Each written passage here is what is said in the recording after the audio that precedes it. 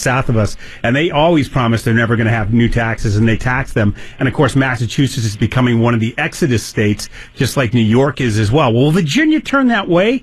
And what can we as voters in New Hampshire learn from what happened down in Virginia? Let me tell you what I mean by that. Of course, we're pleased to be joined from Advancing American Freedom.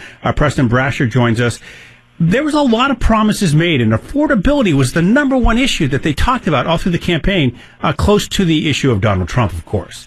And now we're seeing the legislative body that is actually overwhelmed and taken over both chambers, and now they have a Democratic governor. Where will they go, and how bad will they ruin the state of Virginia, and what is the cautionary tale for us? Preston, how are you doing this morning? I'm doing pretty well. A little cold. Probably not as cold as you, though. No, it's not as cold. But once again, 40 states shared the misery with us this time. A little bit different, a little bit of way around the way. You know, I always love your writings, of course, when you look at what's going on. And, you know, coming out New York-sized tax hikes would be an affordability nightmare for Virginia, because it is interesting that when you think about how the campaign in Virginia went, these taxes weren't anywhere on anyone's billboards or flyers or anything like that. It is surprising. How many taxes or the volume of taxes are we looking at in Virginia? And where are they getting some of the writings for how they can justify the taxes? Yeah, I mean, it's pretty incredible. The legislative session for 2026 just began about 2 weeks ago now, and just out of the gates, the Democrat-controlled House and Senate have just been spewing out tax increase after tax increase. Some of these bills will never make it to the House or Senate floor, but you can kind of see where their head is right now, which is very different than what the campaign was. As you said, the biggest topic of the campaign for the newly elected Democrat Governor Abigail Spanberger was her Affordable Virginia plan, and certainly that Affordable Virginia plan did not mention a bevy of new tax increases. Yeah, and you talk about the 8 states that have those highest tax rates. You know, of course, our neighbors to the south of us, Massachusetts, of course, our neighbor to the left of us, both indirectly and politically, Vermont.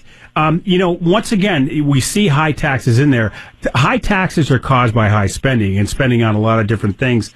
When you looked at comparing what you saw in those states and what Virginia was looking at, I mean, how close are they starting to get to those other states, or were they already there? Yeah, it's a great question. So the income tax rate, just the top income tax rate, is just a really good proxy just for the damage that taxes are doing in a state, because it's just you're taxing productivity. And if you look at the states by their top income tax rate, you look at the top taxing states, you have states like California, Hawaii, New York, New Jersey, Oregon, Massachusetts, Vermont. These are all very high tax states, and they're also very high cost of living states. Right now, Virginia has a 5.75% income tax rate, which puts us just a little bit above the median state. Mm-hmm. If we were to implement the income tax increases that were proposed, it would go up to 10%, but then there'd be an additional 3.8% that could be added that would really push us really to the top of the list for investment income. So, we could be a top 3 sort of state if everything that they were proposing was implemented. And Preston, it really comes back to the voters being, and now, we ask that voters be ever present and vigilant when they're listening to the people running for office. But a lot of times, once they get people elected, voters kind of get in that malaise. They probably don't pay as much attention as they possibly could to this. Are you getting a sense when you started to write this article? What are you hearing from Virginia right now? Are they intrigued? Are they leaning into some of these proposals already? Or are they just still really trying to recover from the storm?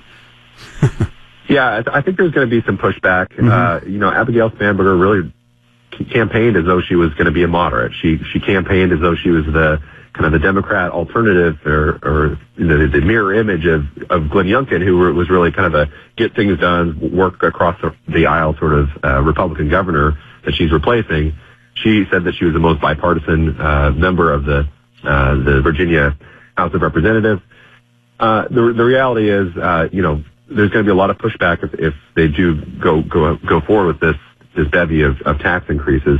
But even so, even if she doesn't go with the rest of her party on some of these tax increases, I always get worried when candidates start talking too much about affordability, because most of the solutions that the government's come up with for bringing affordability into check end up making things worse in a lot of cases. So I think that a classic example is if you just look at the growth of prices across goods and services. If you just look at the things like college tuition, look at things like healthcare, whatever it is that the government has a heavy hand in, those are the types of goods and services that become dramatically more expensive over time. Whereas goods like, cars and toys and televisions, things that the government doesn't really have as much of a heavy hand in, those prices tend to be a lot more flat, or in some cases actually go down over time. Oh, you're absolutely right. And we see this, certainly for us, Preston, Massachusetts, that's one of the exodus states. The people are moving out of it. Some are going to Florida, but a lot of them are coming to New Hampshire. We're seeing that once again because you look at some of the houses down there, you look at what they pay for groceries, you look at all those, even utilities, we're all competing for energy as well. They've got a racket going on down there in Massachusetts.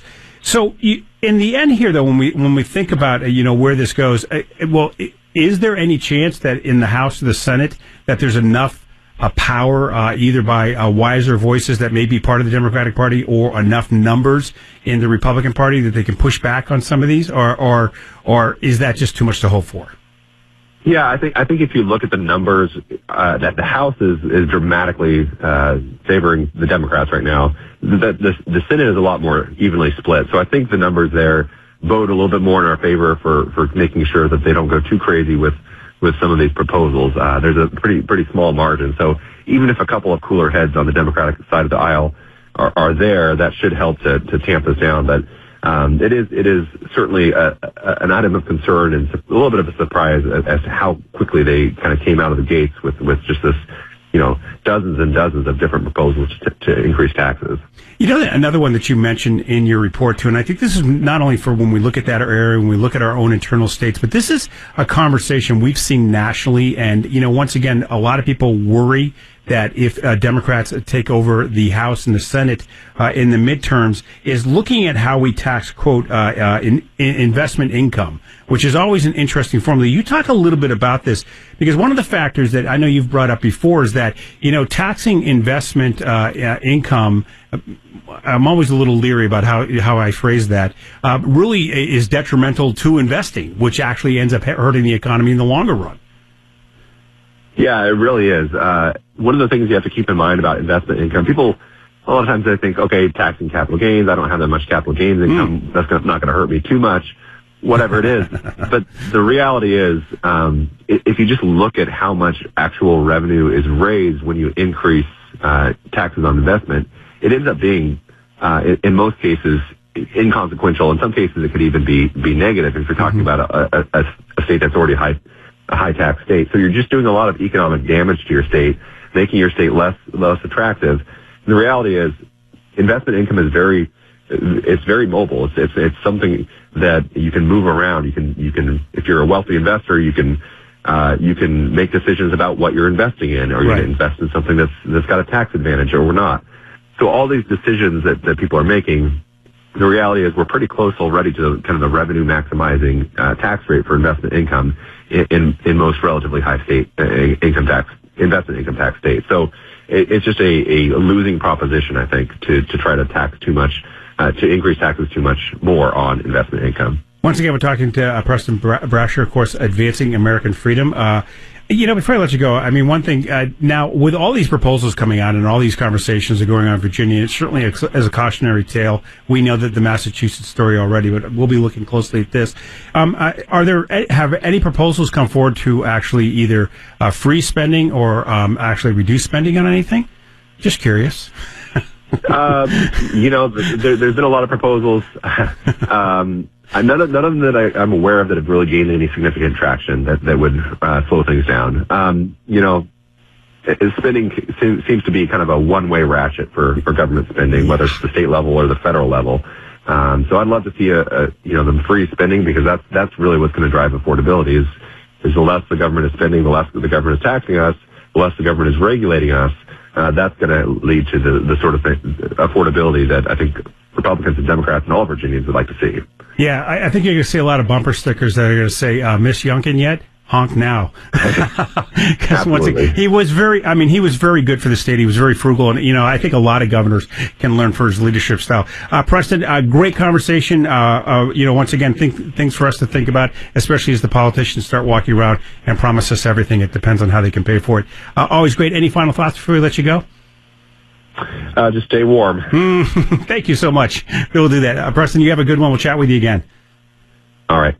Outstanding. Once again, when we look at that Advancing American Freedom, of course, they've got a new lineup of people over there. So some of them we've had on the show before with other organizations. So talk a little bit more about it.